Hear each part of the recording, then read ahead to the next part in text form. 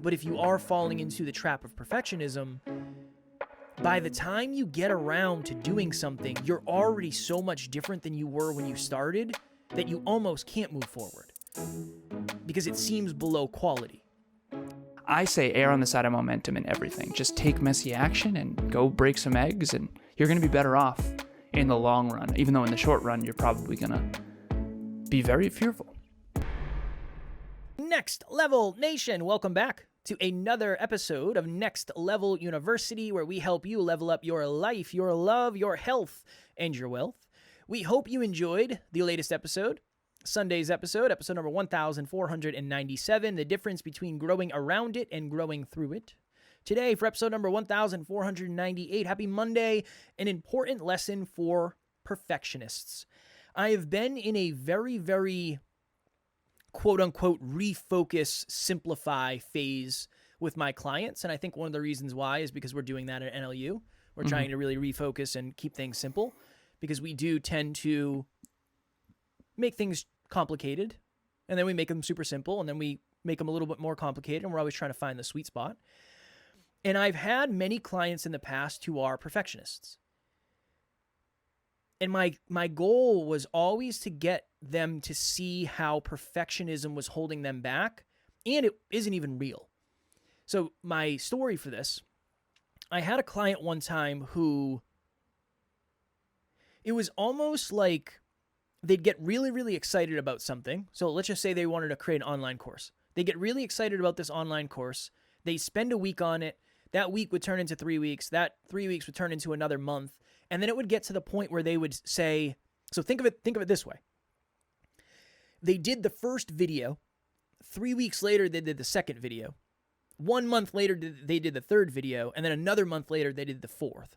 By the time they finished the fourth video, that first video is already 3 or 4 months old. And they look back and say, that ain't it. That ain't it. I can't do that. And then the process starts again. So then they redo it, and it's the same thing. That is a really good example of how perfectionism holds us back. If we just said, you know what, and I know this is a fine line, that's good enough for now. That's good enough for what it is. There's differences, right? I don't really want the next plane that I get on to have good enough safety. I don't really want that.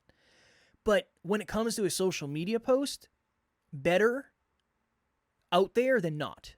It's better to be out there. I know you said this many times before. The social media post that doesn't go out can't help anyone. An imperfect post is better than a perfect post sitting in your phone somewhere, because there's no such thing as perfect. And I realize that there's a lot of, some of it's the fear of judgment, some of it's the fear of disappointment, some of it's the fear of being wrong, but you're missing so many reps if you're waiting on something to be perfect. So in 2 days, Wednesday, we will be recording our 1500th episode.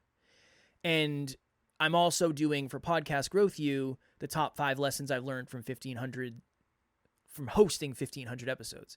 And one of the big lessons is going to be, it's better to do it, take the lesson and move on, and then do it again, because you can multiply your awareness that way. I would rather you do something incorrectly 99 times and then do it correctly the 100th. Because when you do it the 100th time and you do it correctly, the next time you kind of know all the mistakes. You kind of know all the things to avoid.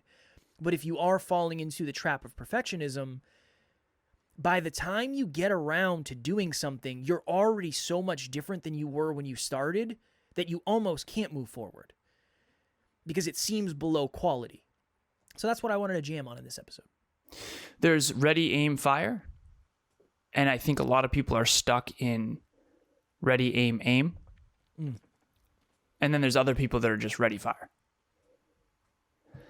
And so this is the proverbial sweet spot, the Goldilocks, the too hot, too cold, the too big, too small, optimal stopping problem, which is some people are on the very high end of perfectionism. I was. So Kevin and I were a good team because he was messy action. Just get it done, get it done, get it done. I don't care what's perfect. Just get it done. And I was much more perfectionist. I told you about that YouTube video in an episode earlier this week that I never even released because I was so embarrassed by it. And I waited to lose all that weight before I released it. In hindsight, I shouldn't have done that. I should have faced my fear, released the one where I looked overweight or not optimal, and then just failed forward. How much potential did I leave on the table by not publishing it? And so at the end of the day, and here's the thing that's fascinating, right?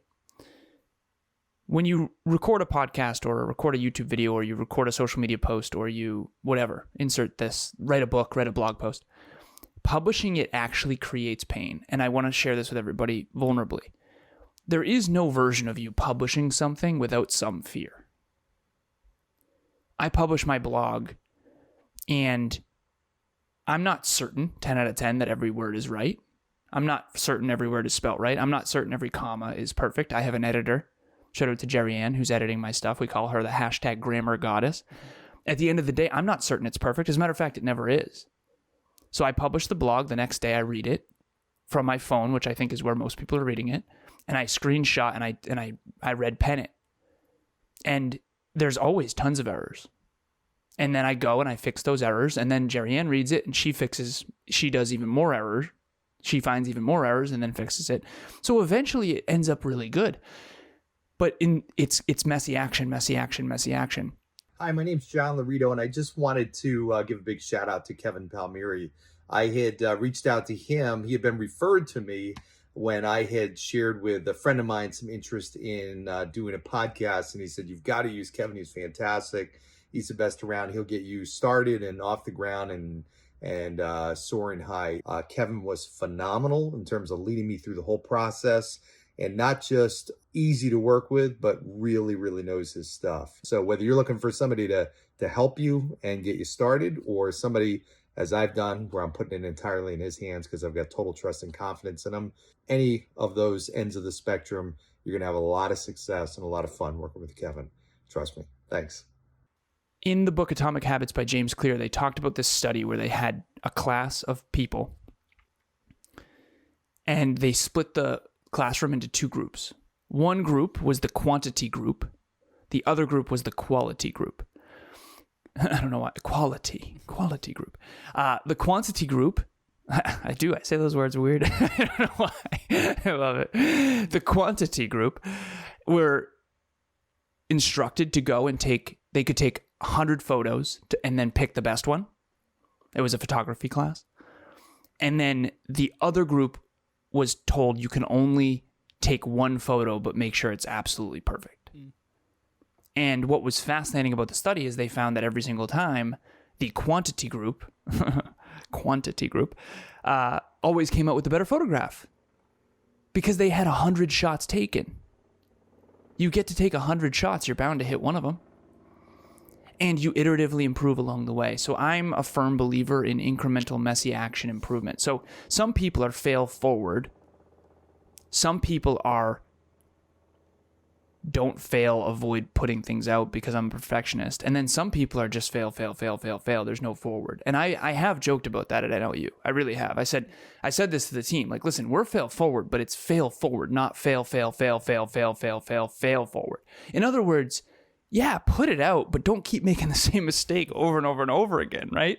And at the end of the day, that's the sweet spot. So I'm momentum over everything. The last piece I'll share, because I know we got to jump soon.